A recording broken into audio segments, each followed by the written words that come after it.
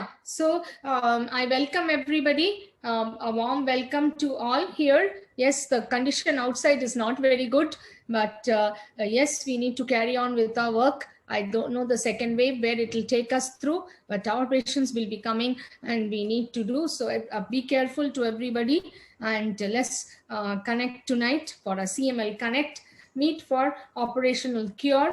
I thank our digital partner, Kavina Creations, Freedom from Cancer, and Novartis for bringing all of us together evening for this particular meeting. So let's start off with the first talk, Dr. Sangeeta Parthiban.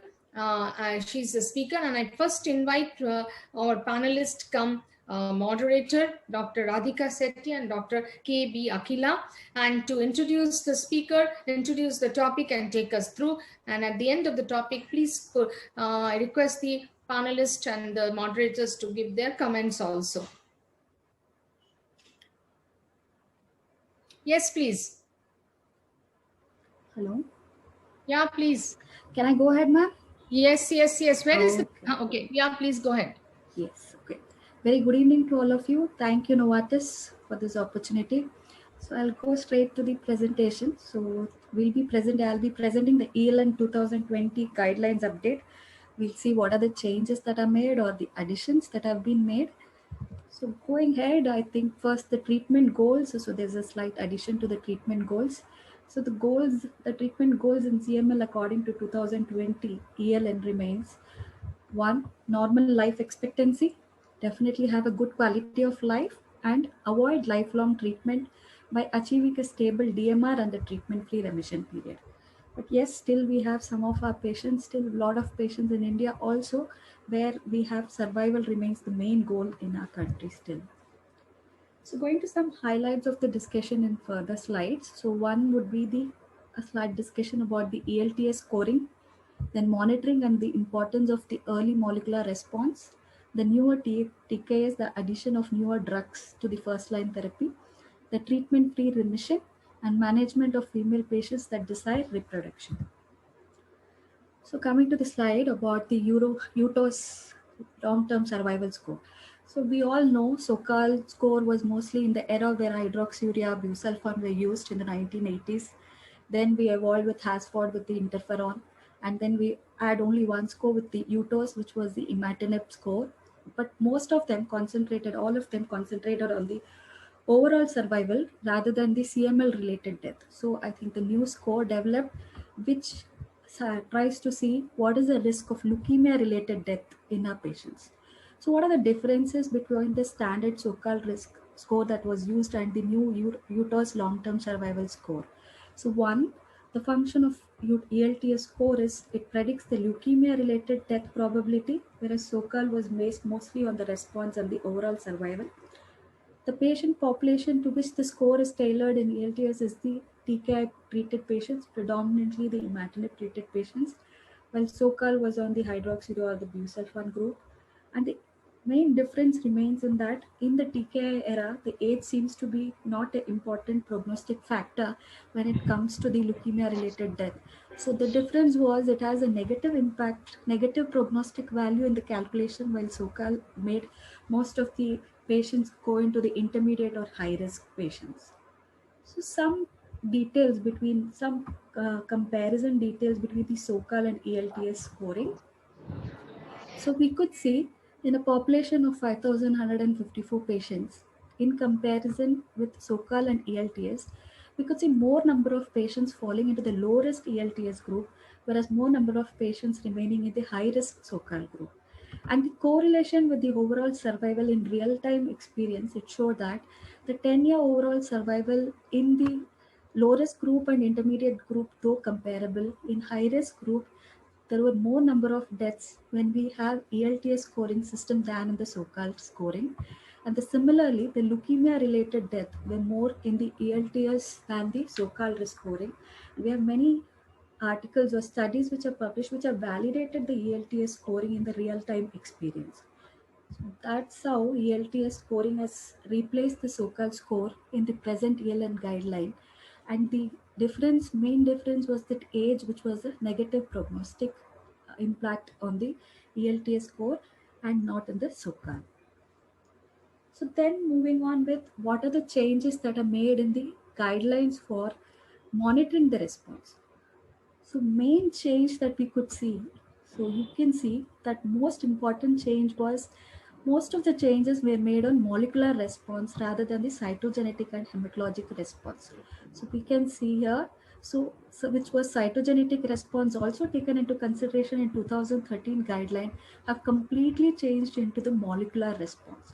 So whether it was 3 months or 6 months or 12 months or at any time, it was a molecular response which has been taken into consideration than the cytogenetic response. So that has been a major change. And other change that was added here is like, so we could see other prognostic factors, though which was not contributed to the risk scoring. We have two other factors which are validated in the ELTS guideline. One was the bone marrow fibrosis, and other is the additional cytogenetic abnormalities that takes place.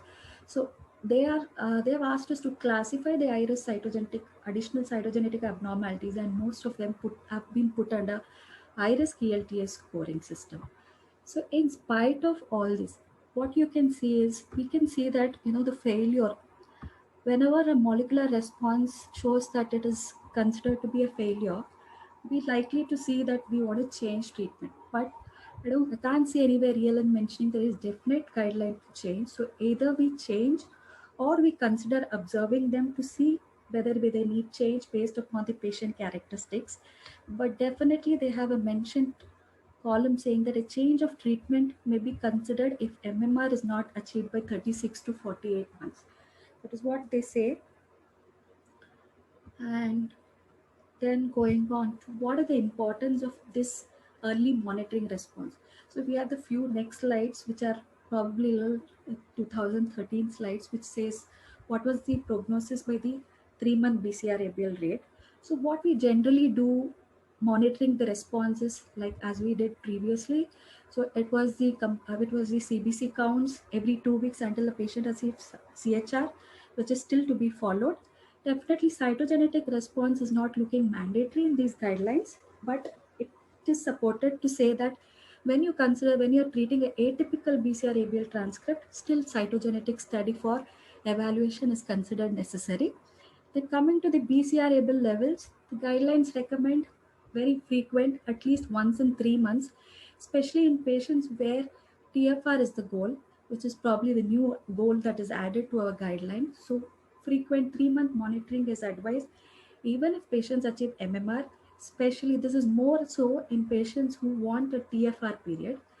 General period, I think general patients, I think we were used to follow that once MMR is achieved and also revalidated, we usually used to do a yearly end, but I think the present guidelines is frequent monitoring, especially in patients who want TFR.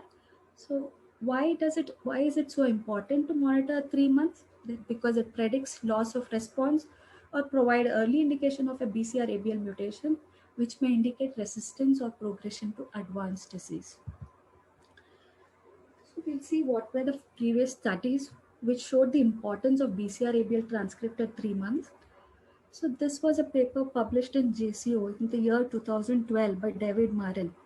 So this was using to see the number of to see what was the level of transcript at 3 months, 6 months, and 12 months, and using a ROC curve, they tried to see a cutoff value which predicted the OS, PFS, and EFS, and also the probability of achieving a complete cytogenetic response, MMR and CMR, though CMR we don't use now. So these were the cutoff of the BCR transcript levels that were trying to show the predictive of the overall survival, PFS, and event-free survival. So they found that a cutoff of 3 months less than or equal to 9.84 had a more chances of overall survival of 93.3% versus patients who had more than 9.8584 had an overall survival of only 56.9%. So then they also concluded to say that though 3 months, 6 months, and 12 months BCR ABL levels also predict, but still 3 months was the most informative in identifying the patients with high risk progression. And by this, they try to say that probably these are the patients who need early clinical intervention. So Similarly, another study which tried to see, so we had the three month landmark which proved to be a predictive of prognosis. So they wanted to see whether the addition of a 6 months BCR-ABL levels does improve the prognostication of these CML patients. But this study found that the patients who met the 3 month landmark but failed the 6 month had outcomes identical to those patients who met both landmarks, whereas patients who failed the first landmark but met the second one had prognosis similar to those who failed both landmarks. So 3 month landmark was the most important. So prognosis of patients starting TKI can be established accurately by assessing the transcript level only at 3 months, which is a single time point which could be of significance. Again, this was a review article presented at the IGMPO, which again stated that monitoring BCR-ABL transcript at 3 months was strongly recommended to identify patients who respond poorly to first-line TKI, thereby allowing early treatment optimization with second-generation TKIs.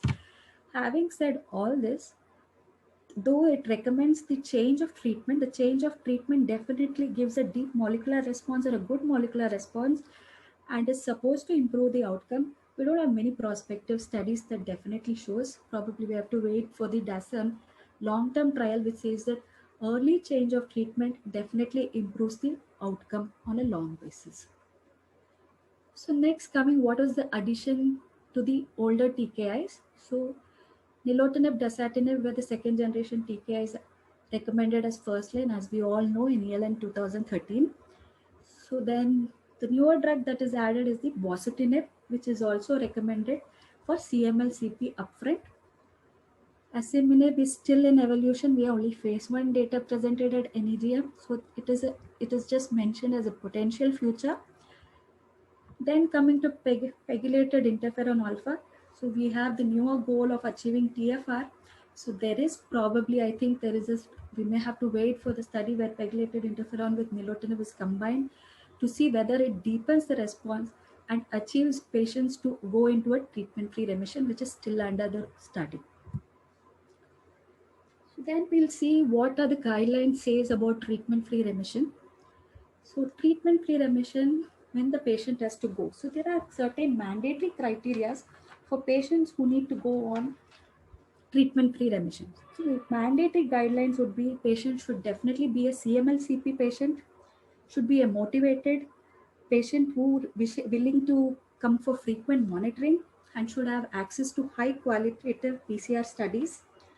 Some of the other optimal criteria would be the duration of TKI should be at least more than 5 years, and the DMR, the deep molecular response, should be at least for more than 3 years, if that is if the MR log to the 4, and it should at least be more than 2 years if the MR log to the power of 4.5. These are the mandatory and optimal guidelines, and also to see that patient should not have failed any prior therapy. That is also a needed guideline to say that these are the patients who can go for treatment-free remission outside the clinical trial. And these patients need monthly monitoring of the BCR-ABL transcript levels by the PCR in first 6 months of discontinuation is recommended. So this frequent, more chances of relapses are in the first 6 to 8 months. So you need to do monthly monitoring in the first 6 months. There is other thing that it says is switching to a more potent second generation TKI to improve the depth of response to attempt a period of TFI is only recommended in patients where TFR is a high priority. Like in mostly in our country, probably the women patient who want to go pregnant. Otherwise, it would be probably also included in the guidelines is younger patients with lower or intermediate risk and also highly motivated patients. It is not a recommendation for all general patients to switch to second generation TKI or start a second generation TKI as upfront only to achieve a TFR period. So other than this, it also mentioned, like already we said, the role of pegylated interferon is again awaited. So again, another thing that recommended by the panel is the patient should be immediately restarted on imatinib or what TKIs when the patient has loss of MMR. So even one recording is enough. There is no need to keep checking a repeat. Please to be started as soon as one recording of loss of MMR is documented. So that is the guideline for the TFR. So what about management of female patients that desire reproduction? So it is noted that the mechanism of teratogenesis of the TKIs is usually by PDGFR inhibition. So therefore, any TKI is contraindicated in pregnancy, and considering its excretion in breast milk, it is also contraindicated in lactation. So what will you do if the patient is going to be pregnant on TKI? First thing, stop TKI and try to see for a fetal obstetric scan, and then discuss the options about the patient about continuing pregnancy or not. That is the options. Then again, considering there is some role of imatinib in second and third trimester, but we don't have much data about the safety. And apart from that, okay, if the patient wants to get pregnant and not willing for a TKI therapy, other options would be interferon is a safer option. And if patients are on TFR period and they are pregnant during that period, and if they have lost their MMR, it's likely that they may continue the pregnancy without any interruption or without need for rechallenging the drug. But if the patient is on TFR and patient is not pregnant and has a loss of MMR, the recommendation is to restart the drug at the earliest. And so that would be, and also possibility of leukapheresis has been told in the guideline. So the panel concludes that it is safe for female patients eligible for a trial of TFR if they decide to become pregnant, yes. And it recommends the physicians to consider switching to another TKI to improve the depth of response for women who lack a DMR but desire pregnancy. These are the patients whom you can probably switch on at 3 months if they don't have achieved the optimal response.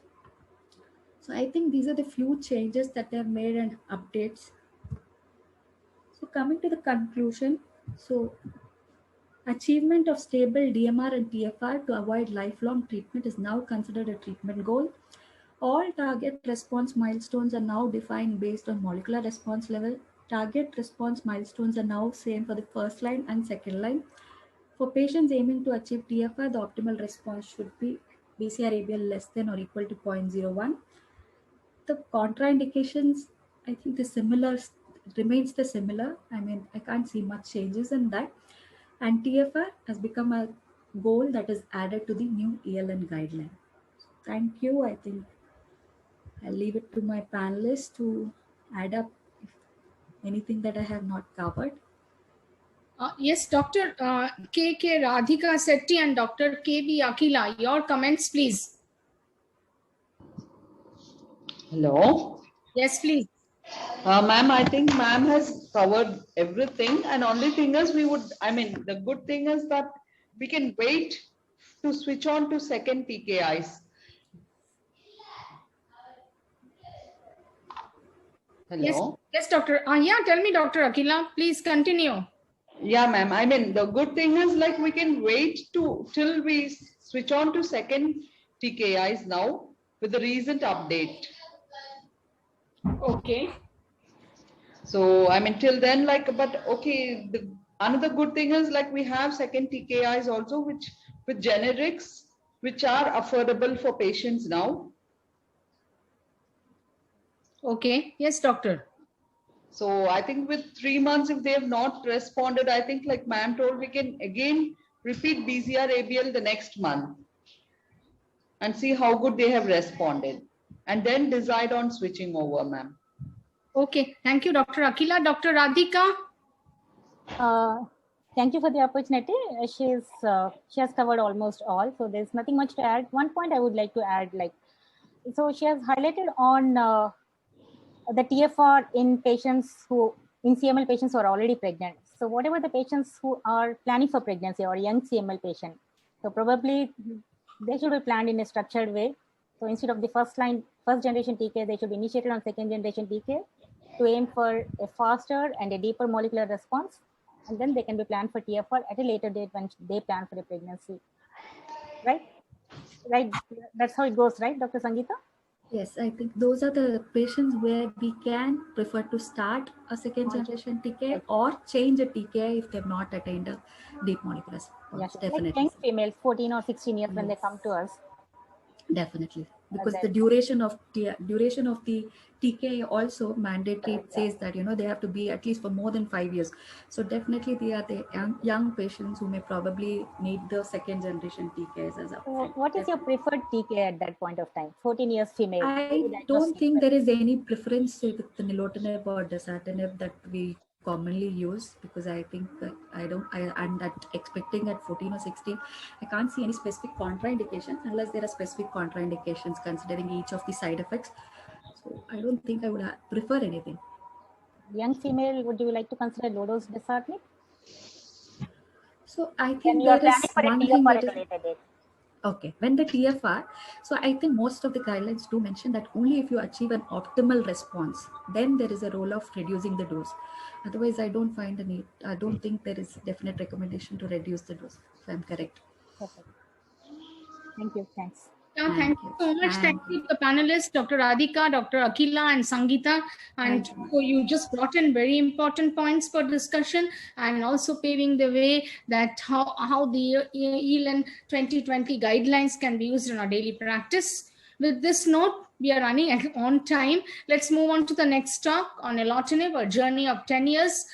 So the current sequential TKI therapy starts with imatinib. As you know, in many of the places, imatinib is still the approved first-line drug, and the second line.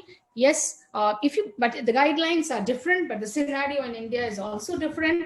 In the second line, you have the nilotinib, the dasatinib, bosutinib, when the other two is not indicated, and ponatinib in a resistant T315 mutation. Third line, yes, you change over what you have not used. Use the other second generation TKIs, bosutinib, ponatinib, and stem cell transplant. Remember, stem cell transplant still is the only curative option as far as a chronic myeloid leukemia is concerned. Okay, others are TKI. Yes, we do get remission with the TKIs. And fourth line, put them on clinical trials, consider them for stem cell transplant and any investigational TKI. So if you see nilotinib being put in the second line, also it is approved in the first line. So what are the current indications for Tasigna or the nilotinib? Okay, the indications are the same both in the European Medical Agency, that is the EMA, and the FDA as well. For a newly diagnosed patient with the CML-CP, Philadelphia positive, frontline, yes, it's an approved drug. Yes, in second line, patient both in an accelerated phase and chronic phase that are resistant and intolerant to, say, imatinib or any prior TKI is an indication. Even in children, upfront, yes, you can use in a Philadelphia positive chronic phase, and in a second, both in chronic phase, those which are resistant to the imatinib. So the FDA indicated dose of nilotinib with newly diagnosed as 300 milligram twice daily. That is the 150 milligram, 2 tablets in the morning, 2 in the evening. Now, let's see the key nilotinib study, eNEST and Study 101, eNEST CMR, and Dialogue. These are the nilotinib for the CML, and the others are Freedom, Top, Goal, Path. Looked into, they are looking into the treatment-free options in these patients. These are a couple of ongoing studies to say when do we stop and when is the what is your first line. So eNEST, the 10-year analysis is on nilotinib, and it's designed 300 milligram BD, 400 BD, okay, and 400 QD. Imatinib was considered, and they looked into the rate of MMR and on the 12th month, and they looked into cytogenetic remission, also durable MMR at the end of 2 years. So taking all the studies together, the NS trial led to an approval of nilotinib in a newly diagnosed Philadelphia positive chronic phase of CML, and the nilotinib with 300 milligram twice daily showed a response of 44.3 compared to the imatinib 400 milligram once daily at 22. It's almost double. And the follow-up, that is the 5 years extended to 10 years after the protocol amendment, showed that the patient with suboptimal response and treatment failure to imatinib once daily and who moved to nilotinib 300 milligram on the SCORE study had a definitely better response to the therapy. And those with imatinib had a more relapse rate compared to the nilotinib arm. The cumulative incidence of molecular remission at the end of 10 years, the two curves with nilotinib 300 and 400 merging together, whereas the imatinib was far behind, and the higher rates of the MMR in the nilotinib treated patients were durable, and you can see the graph flattening beyond 10 years. Now, the earnest progression to accelerated phase and blastic phase.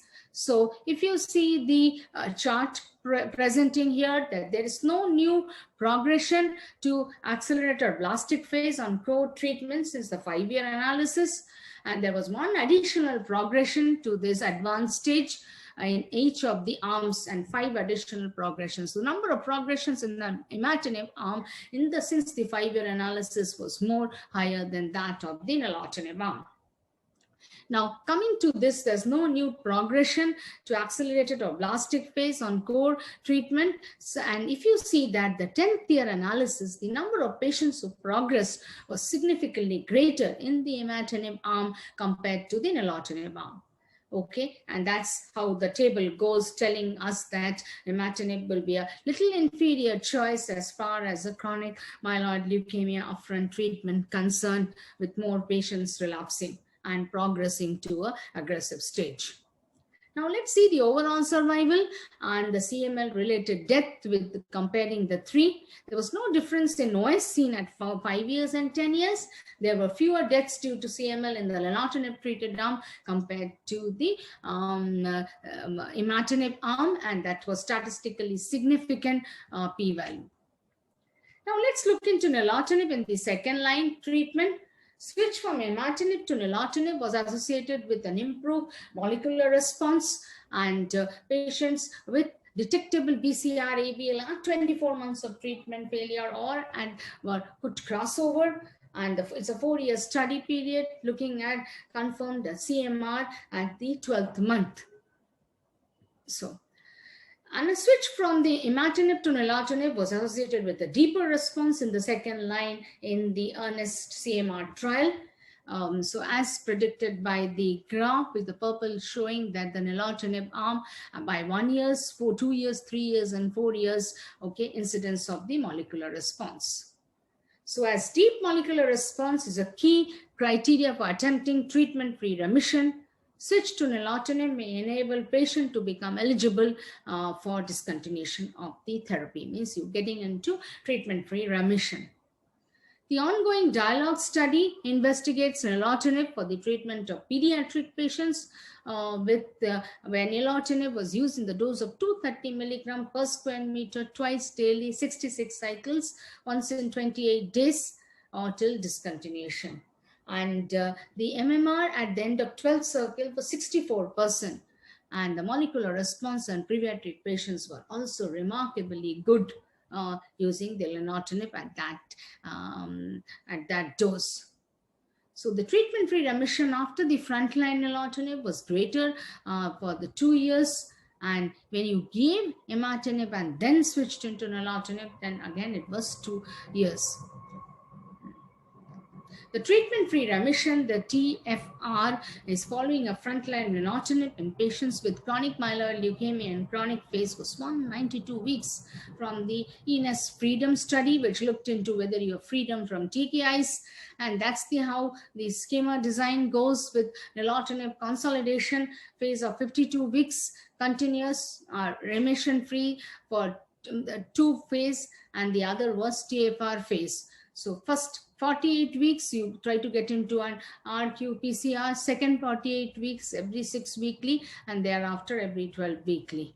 Okay, so this monitoring of response or monitoring requirements used to the EARNEST Freedom during the treatment-free remission was in the first year monthly, in the year 2 6 weekly, then 12 weekly and beyond, where they tried to look into the CBC and to see the BCR-ABL transcript reappearing to say that yes, the TFR is said to be dissolved at the time when the molecular parameters are abnormal.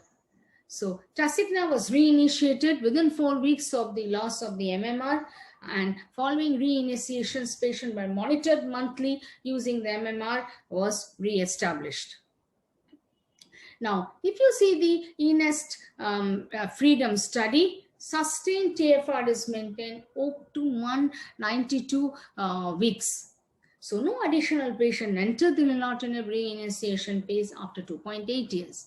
And the 48-week, the TFR rate was 51.6%. Now, in the same eNest Freedom study, patients who lost the deep molecular emission rapidly gained molecular responses seen in the diagram. The eNest TOP study is a single-arm study which looks into again the TFR phase and the nilotinib continuation 52 weeks phase with the TFR second phase. See, the ongoing eNest study investigates the discontinuation of the second-line nilotinib, okay, and the treatment-free survival among patients discontinuing the second-line nilotinib in the eNest TOP study as shown in the diagram. Okay, and the 94.9% remain reinitiating treatment with nilotinib, regain the molecular. It's not that you are, once again, you're restarting, you may not get the same results, but they regain their molecular emission in the eNest TOP study. Now, regarding the safety, as you know, we are all aware of the safety protocols, and we have used this drug, and this is the safety concern, which overall adverse events which occurred due to any cause at different point of time during the eNest Freedom study and the TOP study. Continuing with the safety, the adverse incidents may have an adverse impact on the patient's quality of life and tended to decrease in frequency over a period of time as the progression of the tumor-free remission. And some of the adverse reaction did affect adversely the patient's quality of life. They did have a gastrointestinal symptoms like diarrhea, had infections and infestation, musculoskeletal and connective tissue disorders and general disorders. So these are some of these class-specific effects of the nilotinib. So, and the interest are almost the grade of reactions were definitely much inferior. So the summary of the efficacy of the nilotinib and the safety is higher rates of deeper and early molecular responses in nilotinib compared to the imatinib. Early and deep molecular responses predict better outcome with chronic myeloid leukemia. The MMR and the deep molecular response were higher in the follow-up period and entire course, and it was observed 10-year overall survival rates were similar. So, and it is also a low risk of progression when you use nilotinib, and the risk of death due to myeloma is also lowered. The treatment-free remission following 3 years of remotinib, first line combined to have a sustained remission and a safe and is achievable. The TFR is increasingly seen as an important clinical goal. When can we stop the TKI? The safety profile of nilotinib, well established and distinct from that of imatinib. Okay, and relatively an easier drug, and we have a lot of experience using it, and can be used in the first line, second line, and beyond that, easily available. Thanks to Novartis for asking me to talk on the product. Thank you so much. Any questions I'm willing to take.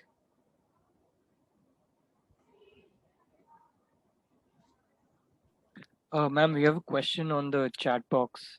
We have 2 questions. Yeah, it's the pediatric dose. It is, I told you already, as a study, 230 milligram per square meter BD.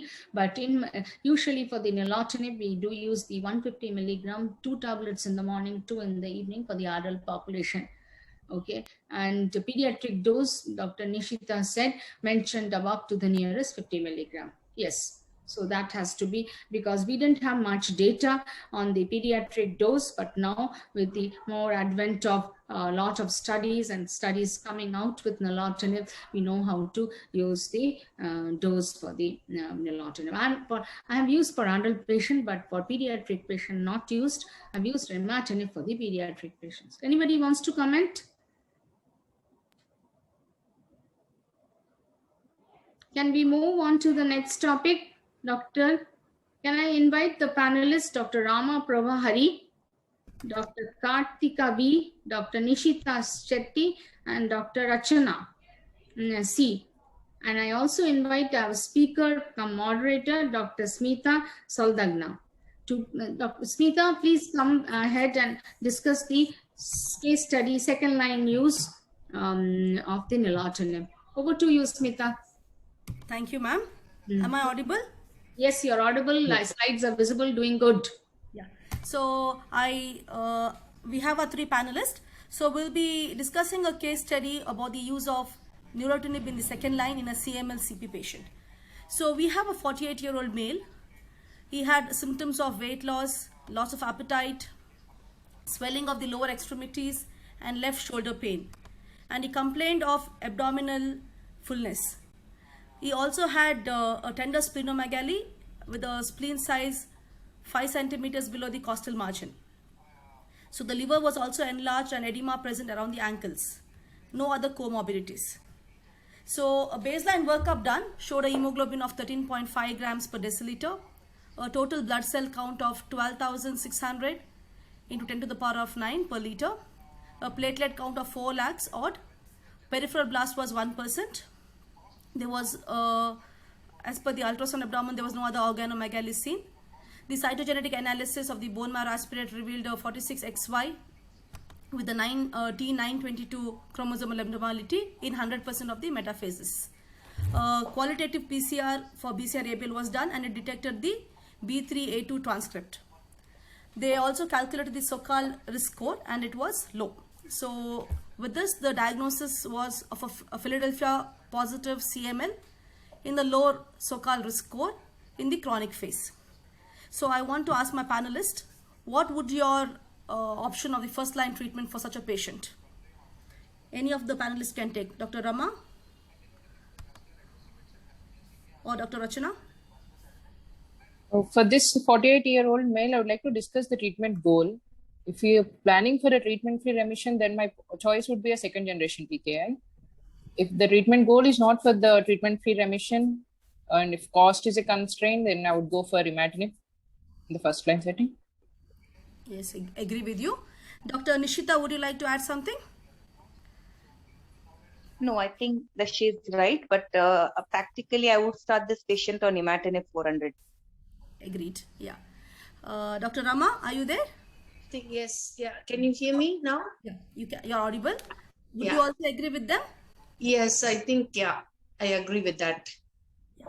So as we all have discussed, the patient was started on imatinib 400 mg daily. So this has always been our first choice for all of us.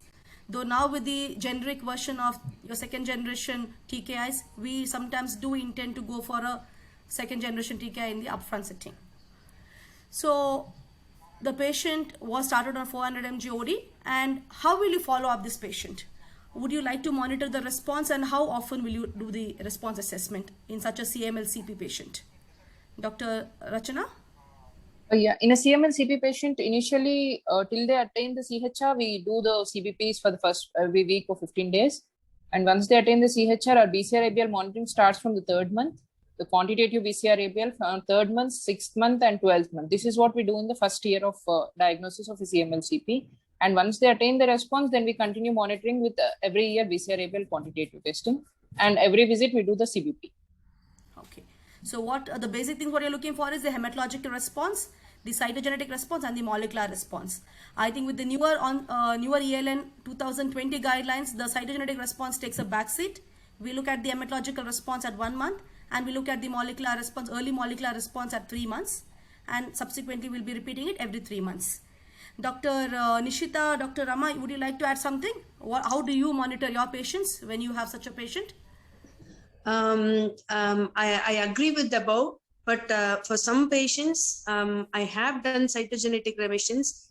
If I have done a bone marrow and there is a baseline karyotype abnormalities, if I have noted, I have then followed up with monitoring at 3 to 4 months, repeating the bone marrow and finding and making sure the bone marrow karyotype has disappeared. Yes. Very occasional patients, high-risk patients, where I have found an abnormality. Otherwise, I follow the same pattern. Okay, that's a good point. I think good additional point. Dr. Rama, any additional additions from your end? No, I think that covers most. Yeah, so it's as Dr. Anita Ramesh madam had shown us, the disease monitoring is very important in a CML CP patient because we need to assess the treatment response and detect any early relapse. And also with now our treatment options going for treatment-free intervals, remissions, we need to get a deeper and a good molecular response. Also, we need to identify if the patient is going in for failure due to any kind of TKI, tyrosine kinase domain mutation, if it is there, to detect it. So this chart shows us basically the milestone molecular response. So we know at 3 months the BCR-ABL level should be less than or equal to 10%, and then it is fine. If it is more than 10%, it is said as failure. At 6 months, it should be less than or equal to 1% BCR-ABL-IS. And at 12 months should be less than 0.10, which equals to 3 log reductions. And when you're trying for going for a treatment-free remission, you need to get a deeper molecular response, so which is more than 4 log reduction equals to less than 0.01% of BCR-IS ratio. So if the patient is at 3 months is in a failure, that is more than 10%, then we call it as failure. And again, if it at 6 months it is more than 1%, again, sorry, at 12 months if it is more than 1%, again it is called as failure. So this patient underwent a 3-month follow-up. He had a complete hematological response at the end of 1 month. At 3 months, he had complete hematological response, a partial cytogenetic response. That PCR for BCR-ABL, the IS ratio was 30%. Clinically, he was asymptomatic. His weight had regained. The spleen was no longer palpable, and he was doing well. He was also compliant to treatment. Since this patient's BCR-ABL level is more than 30% at 3 months, it will be termed as a early molecular response failure. So in such a patient, what would the panelists like to do? Would you wait or would you want to switch the therapy? I think given his age and his responses, BCR-ABL ratio is more than 10%. He's in the high risk category for progression. So I think it is ideal we have second generation TKIs available, change him over to TKI. But before changing over, we can actually take a sample for TKI mutations if we want to. Yes. So that is very important, as Dr. Rachana said. This patient, though he fell in the low risk score and he had a complete hematologic response, clinically doing well, but the BCR-ABL level shows he didn't have a good early molecular response, so therefore it shows a failure. Always important to do a TKI testing for IRMA testing for such a patient, and also considering a switch. So this patient has failed to respond optimally to imatinib 400 mg, and as per guideline recommendations, we would you like to change the treatment or would you like to continue the same? I think the current data doesn't actually show much evidence for, because initially we practiced changing over the higher dose of imatinib, wait for all the things and see what happens. But the current guideline says if it is more than 10%, there's no point in waiting and changing over to higher doses of imatinib. Just change over to the second generation TKI, whichever is suitable for the patient. So if this patient would have been in your clinic, you would have considered, now imatinib already tried. So what would be your choice of the second generation TKI, ma'am? The most commonest I was using was nalatinib, so I would go for nalatinib. But now there is a generic version of dasatinib available. Yeah, that will be considered. But I will be going with what is the patient's side effect profile. Is there any cardiac risk available? Is there a pulmonary hypertension? Is there any other risk factors in this patient to choose either of them? This patient didn't have any comorbidities. Yeah, but so I think I would have gone for nalatinib. Okay, ma'am. So, Nishita, any inputs from your side? That's purely because I have support available. For normal dasatinib, I don't have support available. That's all. Because normally, That's what one. now with the lower generic version of dasatinib being available, Then most of we have us, an option. yeah, Yes. we do recommend second generation TKI, and most of the patients, we give the option to the patient. They will always prefer the generic dasatinib because the cost is very low. But now with the nilotinib also, they have this support system program, so I think it becomes equal. So many of the low income patients do go in for the either of them. Dr. Nishita, any inputs from your end? No, Dr. Smita, I think it's all covered. Yeah, fine. So this patient, And would you like to repeat No, sorry. after starting changing the treatment? Would you like to repeat a PCR again immediately within 1 month, or would you wait to repeat it at 3 months? You have changed, this patient was put to nilotinib 400 mg BD because he had failed, and now if you would you like to do a PCR immediately after 1 month, or would you wait to do it at 3 months? I would do it at 3 months if TFR is not in. Okay. So this patient, they had done he was changed to nilotinib, and then they did BCR-ABL at 4 months. Also, they did a TKD mutation testing, and as we all know, depending on the mutation report, we will change our second line TKI. So as per the guidelines, when you do a mutation testing, BCR-ABL mutation profile, there are certain mutations which are, you're not supposed to start the particular drug. So for bosutinib, it is T315I, the V299L, the F317L. For dasatinib also, it is the T315A, the V299L, and the F317. For nilotinib, again T315I, the E255, and the G250E. So this patient, the mutation identified was F317L, and he also had a prior history of asthma. So in view of this mutation and the prior history of asthma, they have started nilotinib.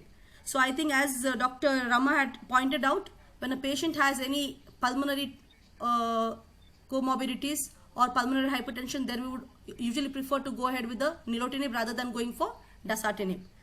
In your clinical practice, have you all seen any lot of side effects with the second generation TKIs? Dr. Nishita?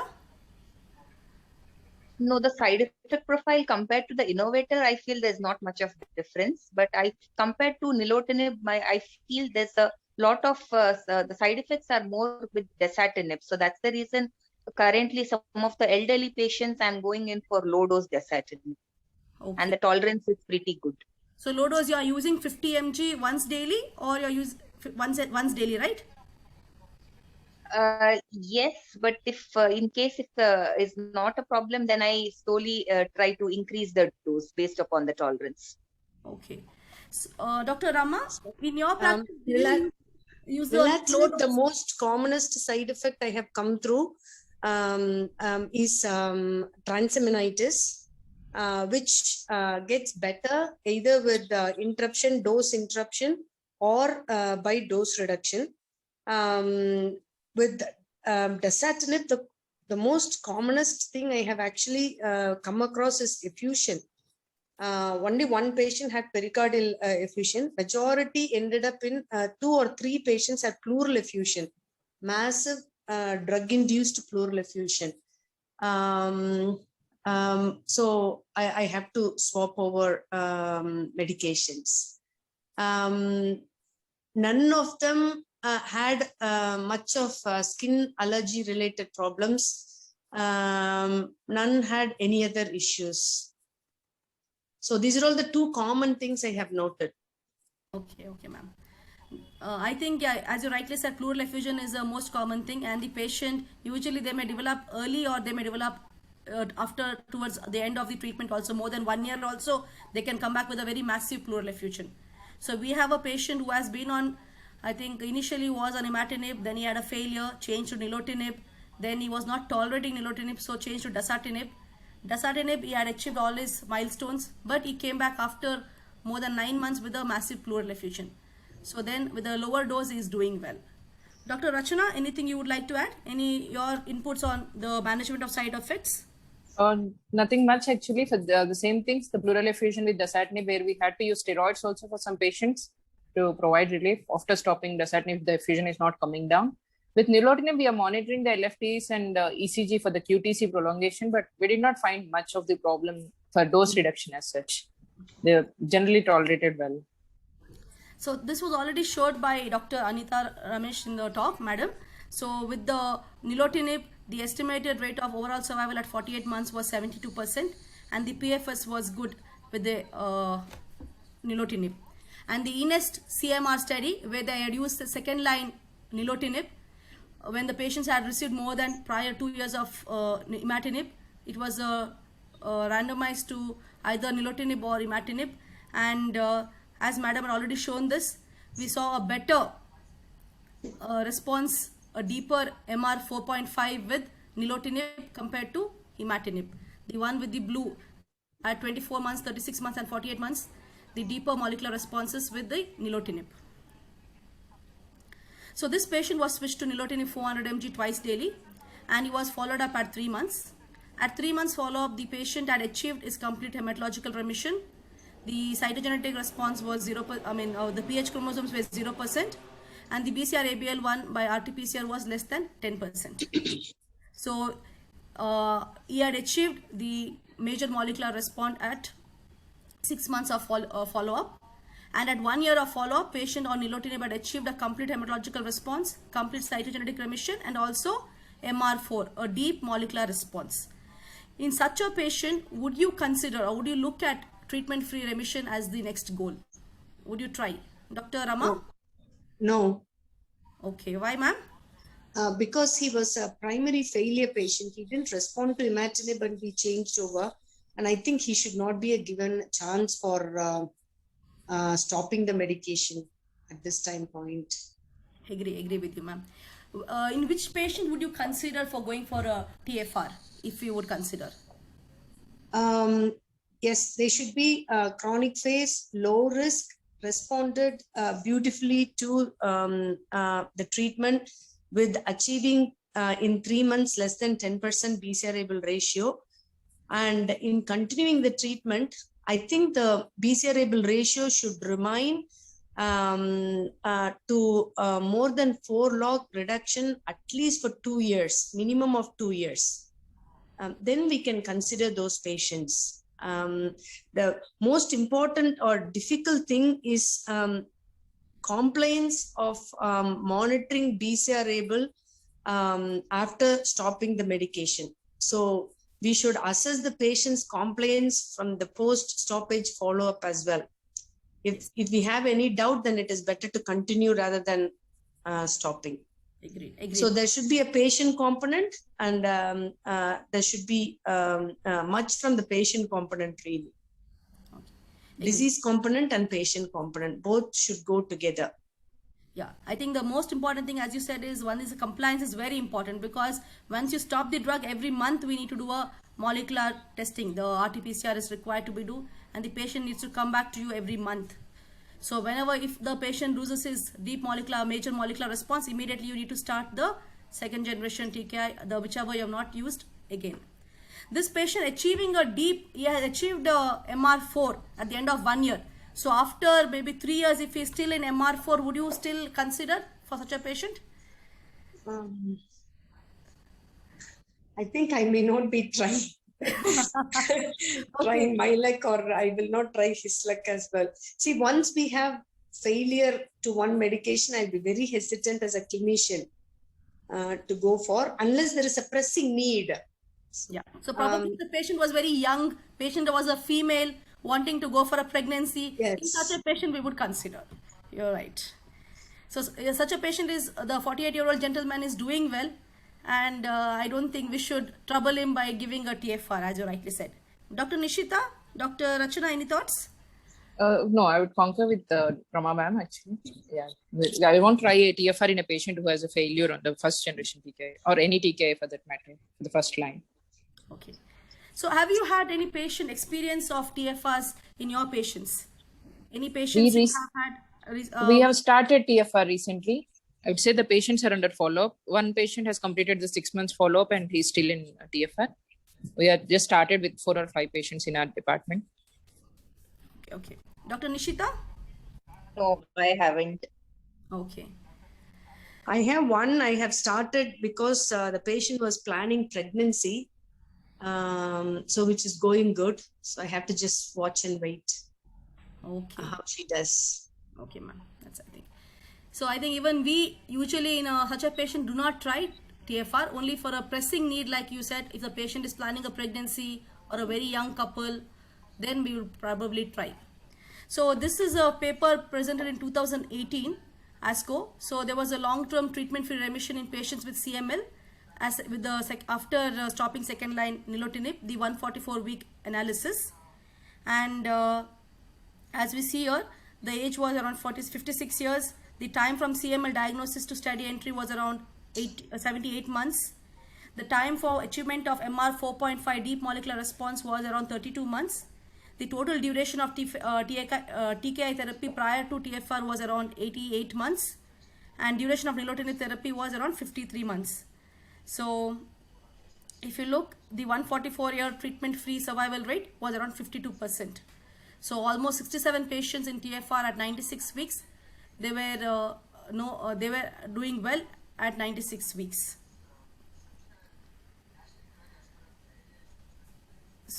And when you give them a retreatment in these patients with the confirmed loss of molecular response 4, again there were 24 patients who were reinitiated with nilotinib after the confirmed loss of MR4, and 95.8% of them regained the molecular response again.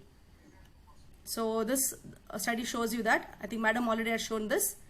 The adverse events, as we all know, mainly we look at the musculoskeletal, fluid retention, rash, hepatotoxicity, as Madam rightly said, and sometimes the elevation of the triglycerides and hyperlipidemia. No patients had progressed to accelerated phase or blast crisis or died due to CML in this particular study. So in conclusion, as early as 3 months after the start of tyrosine kinase therapy, the treatment responses have to be shown to correlate significantly with the likelihood of cytogenetic and molecular response and have a longer overall survival, PFS, and event-free survival. The BCR-ABL transcripts at 3 months provide useful clinical guidance to decide if alternative therapies are warranted for such patients who have poor early molecular response. A prompt switch to another TKI after treatment failure or intolerance to the first-line treatment most likely provides the best chance of achieving the optimal response in the Ph-positive CML patients. Anybody would like to add anything? Any of the panelists? Nothing, thank you. Yeah, I think everything is covered. Very good case discussion. Thank you. Thank you, ma'am. Thank you to all the panelists, and thank you to Novartis for this wonderful opportunity. Thank you so much, ma'am. We'll now move on to our second case presentation. Our moderator is none other than Dr. Meher Lakshmi, medical oncologist from Hyderabad. Her panelists are Dr. KB Akila, medical oncologist from Coimbatore, Dr. Anu Susan, medical oncologist from Cochin, Dr. KK Radhika Shetty, hematologist from Hyderabad, and Dr. Vindhya Vasini, medical oncologist from Hyderabad. Over to you, ma'am.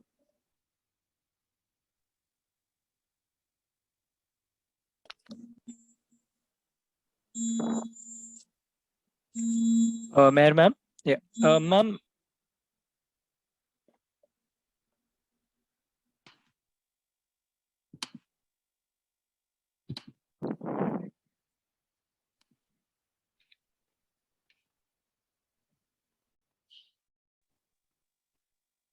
Ma'am, you are not audible. Ma'am, I'll just mute you, and ma'am, can you unmute your mic again?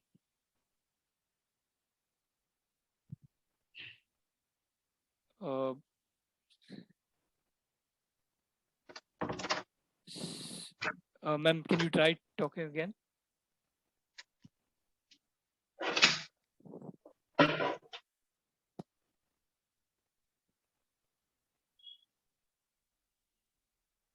No, ma'am, you're not audible. Ma'am, would it be possible if you can log in from your phone also?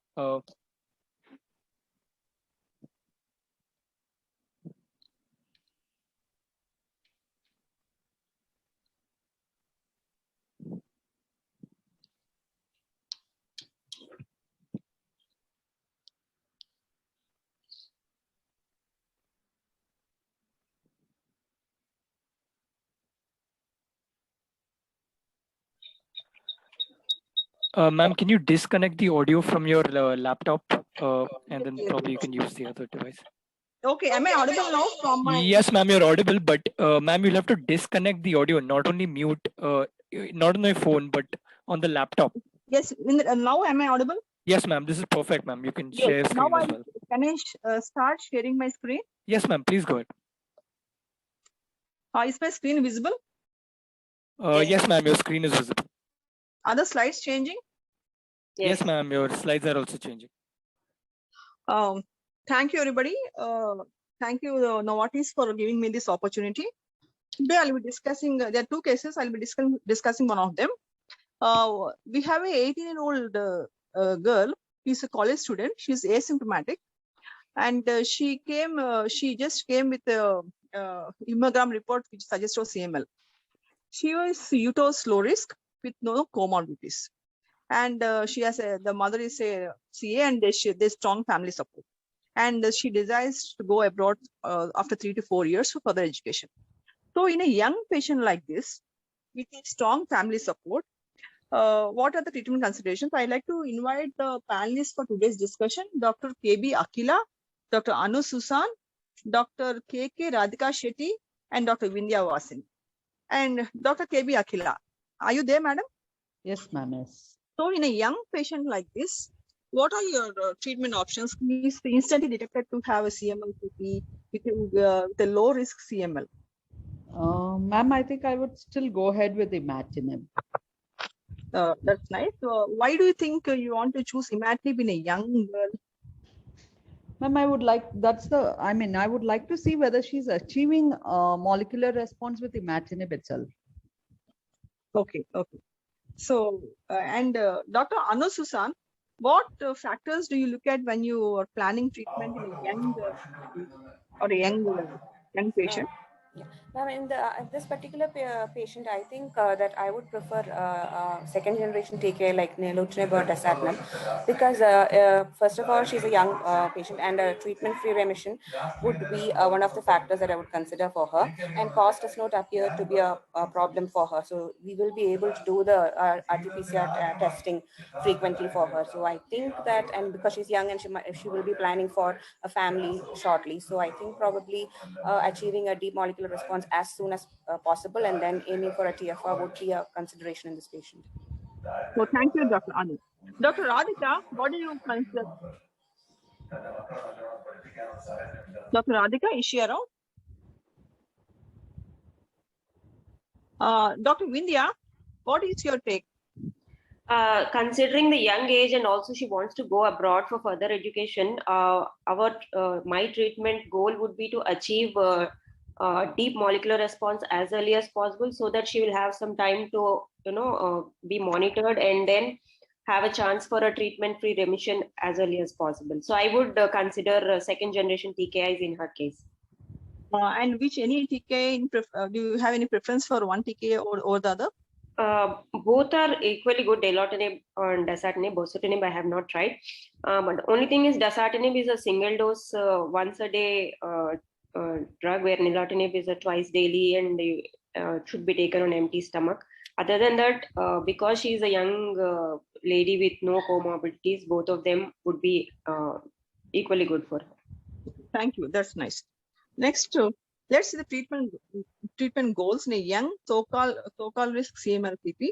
Achieving a probable treatment-free remission, increasing survival, quality of life, avoiding complications. And so the goal of treatment is obviously TFR, as Madam has described in the first talk.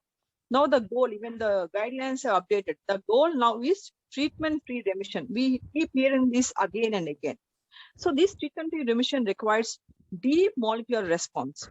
And we all know that there are 4 TKIs which are approved for upfront use in CML-CP. That is first generation imatinib, and a second generation nilotinib, dasatinib, and bosutinib. So when we think of TFR, immediately the first thing that strikes is a deep molecular response. Which TKI to choose to achieve this deep molecular response? So as we have given your inputs, Madam said she would definitely use imatinib because it's we have been using since a long time. Many of us are comfortable using it. We have good data. and their the risk of progression to AP or BC is slightly higher with imatinib compared to the second generation TKI, and also the KD mutations are more common. And as we have moved with imatinib for a very long time, now we are seeing we know how to manage the complications, but still we are coming across more and more complications also. Of late, we are seeing chronic renal failure with the use of long-term use of imatinib.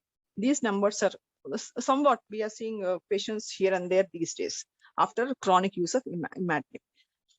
So when we are thinking of deep molecular response, imatinib is a weak TKI for achieving deep molecular response. If you see the MD Anderson Cancer Center data, MR 4.5 with imatinib 400 mg is around 56% with the use of imatinib, and it's 80% with the use of nilotinib. This is the ID study which we all are very much familiar with. The 5-year data with the use of imatinib, MR 4.5 in 5 years is achieved in 40.2%, and after follow-up of 10 years, MR 4.5 is achieved in 63.2%. So coming to nilotinib, some of the panelists have suggested we can use the second generation, either nilotinib or dasatinib. So let us see one by one. So when with quick and deepest molecular response at the goals in our young patient, imatinib would be a good choice, because when you're thinking of deep molecular response, and the lack of pulmonary toxicity as against dasatinib and vascular toxicity as against nilotinib, they are of no great virtues of imatinib for Priya, as she's a young lady with no comorbidities. And vascular toxicity of nilotinib is also age related and has a lot to do with the pre-existing ischemic heart disease, hypertension, diabetes mellitus, and dyslipidemia. And if you say median age of Indian patients, CML is 42 years, and hence most of them, as against those in US and Europe, are low risk for use of nilotinib as a preferred TKI. So we are seeing that nilotinib produces quicker and deep molecular responses. It has low risk of transformation to AP, accelerated phase, and blast crisis, and lowest risk of BCR, ABL, KD mutations. And even we have the 10-year follow-up data of eNEST. We can see this is the 1-year data, 2 years, 5 years, and now the 10-year long-term follow-up data with the use of nilotinib. So why not consider dasatinib 50 mg? If you see this is the publication, the long-term follow-up of low-dose dasatinib 50 mg daily as frontline therapy in newly diagnosed chronic phase CML-CP. So when we think of low-dose dasatinib, we have to think of certain points. This study is from a single center study. It's a phase 2 study, and the sample size is small, and most of the patients are low or intermediate so-called risk, whereas only 9% are having high risk, which is an unusual situation in India. And it's a low dose with a short median follow-up of just 24 months, and 25% had dose interruptions. So the conclusion is a single center study, phase 2, single arm, small size, short follow-up, and still significant adverse effects. So still whether to use low dose or not, we need to discuss case by case. Coming to bosutinib. Bosutinib worldwide has appeared late on the screen, hence clinicians have the least of the experience. As Dr. Vindhya was saying, she has not started bosutinib, and we too from our own center, we have very few patients on bosutinib, and it causes significant GI symptoms. Diarrhea is the most common complaint the patients on bosutinib, and hepatic dysfunction, including jaundice, necessitating reduction or repeated interruptions in the treatment. So the before trial, that is the first line bosutinib, had these significant problems needing dose interruptions or reductions. So what are the best options and what are the best choices? So in the follow-up, the Priya was initiated with nilotinib 300 mg BID. After 3 months, BCR-ABL IS score was 1.1%, and the same after 6 months was 0.02 and not detectable at 1 year. She had no adverse events. After 2 years of deep molecular response, should we now consider her off therapy with monthly follow-up for 6 months and 2 monthly follow-up for 5 years? So what is your take, Dr. Akila? Do you think we can stop nilotinib for this lady? What is your take on considering TFR in this young girl? Dr. Akila, is she around? Dr. Anu? Yes, ma'am. I think that she is a candidate for a TFR now because she's had almost 2 years of deep molecular remission. I think, yeah, if she has completed 3 years of TKIs and has 2 years of deep molecular response, and she is a young female who is educated and who has a motivated family also. So they will be, I think, able to follow up closely. So I think yes, a candidate for TFR. Dr. Radhika is around? Dr. Vindhya? Yes, ma'am. What do you think we can put her on TFR? Yeah, and so Ideally, generally the guidelines, they say that there should be at least 4 years of treatment with second generation TKI, even if they have achieved an early deep molecular response. So maybe I will complete the 4 years of TKI, and then still if she is in the deep molecular response, then think of treatment redemption, stopping. Thank you, Dr. Vindhya. And I think Dr. Radhika has joined. Radhika, what are your thoughts? The ELN guidelines say that the patient has to be minimum for 5 years on TKI. Of these 5 years, minimum 3 years he should be on MR4 or 2 years he should be on MR4.5.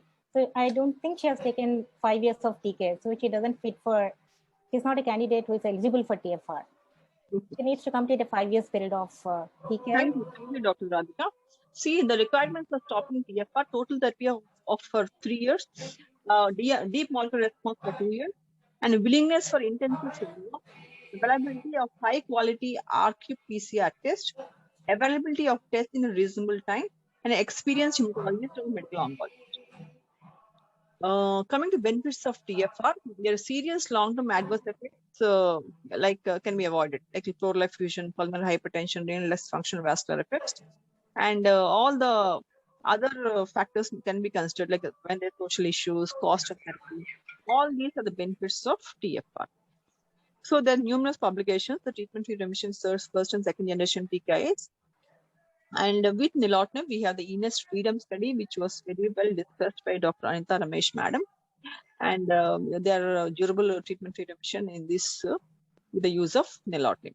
So what about withdrawal syndrome?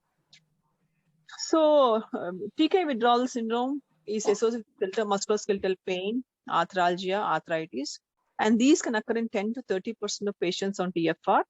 And rate of these symptoms peak between 6 to 12 months. These resolve over time but can last for months. And these are relatively less common after death. So have you experienced any such symptoms, Dr. Vindhya, in your clinical practice? Have you ever put the patients on TFR, and what is your experience? No, I have not put any patient on TFR as of now. No. Dr. Radhika? Yeah, even me too. I don't have any patient on TFR as of now. Dr. Anu? Me too, ma'am. I have not put any patient on TFR, so I have not. Dr. Akila is not there. Let me tell my own experience. We had on 5 to 6 patients whom we put on TFR, and fortunately, none of them had any TKI withdrawal syndrome. This is only for the theoretical purpose. We have not seen so far in all those 5 to 6 patients who are on TFR so far. So coming to TKI withdrawal syndrome, the mechanism is unclear. Neurological workup is negative. Those with tendency for rheumatism have higher incidence of TKI withdrawal syndrome. And NSAIDs and occasionally short course of steroids are useful in controlling the symptoms. And de-escalating TKI before TFR decreases the incidence. And rarely, TKI must be reintroduced to control pain. This even I have listened to on a great person talking about TFR, where they had to reintroduce TKI to reduce the TKI withdrawal syndrome. So coming to follow-up, the Priya was off nilotinib 300 mg BID just before lockdown. She has moved to New Zealand for higher education and placed well in a reputed institution. She continues with her monitoring and is doing well since the last 6 months. And I think we'll close here with one case. I thank the Novartis for giving me this opportunity. Ma'am, I have one question. You said that you have almost 6 patients on TFR. So how do you stop it abruptly, or do you do it in a dose reduced manner? of the institute with the highest number of CML patients all over India, almost nearly 2,000 patients of CML. So these patients, they have been using since many years. Actually, if I strictly say around, we can put around 100 patients on TFR.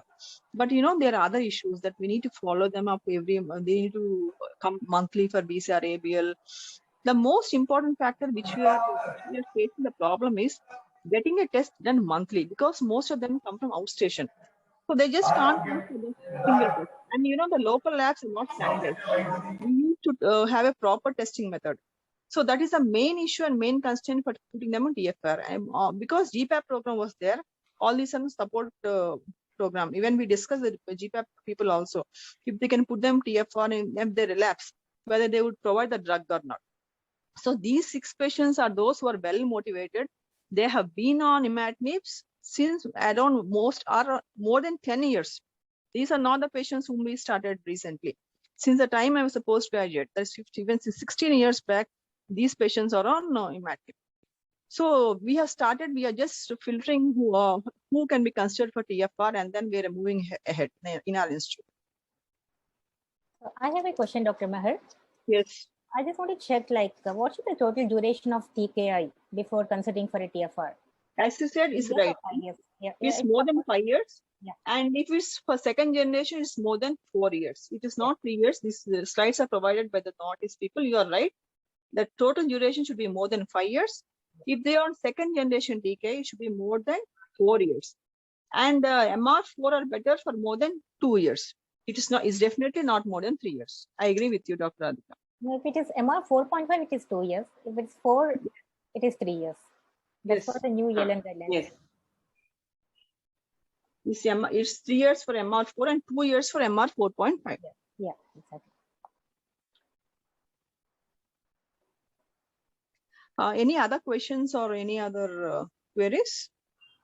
What is your opinion on low dose dasatinib versus nilotinib? We just started an academic study. It's a multi-institutional study where low dose dasatinib will be provided 50 mg. But unfortunately, we are not able to enroll patients. That is one issue. But I think we need to have more data on low dose dasatinib. I have few patients, but they're all doing well. Like, as of now, they're doing well. So they're getting optimal response, no side effects. They're tolerating the drug well. If there are no questions, I would like to hand over to Dr. Anita Ramesh, madam. Thank you. I thank the organizers for giving me this opportunity.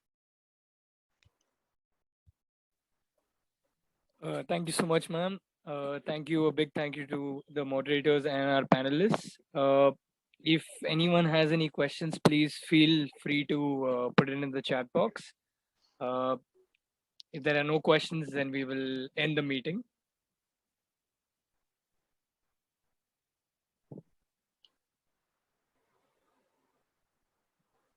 So I believe our speakers and our moderators have done a fantastic job. Once again, thank you to the faculty members and thanks to the delegates as well. I would also like to thank on behalf of Freedom from Cancer, our sponsors, that is Novartis. So with that, I will close the meeting and good night.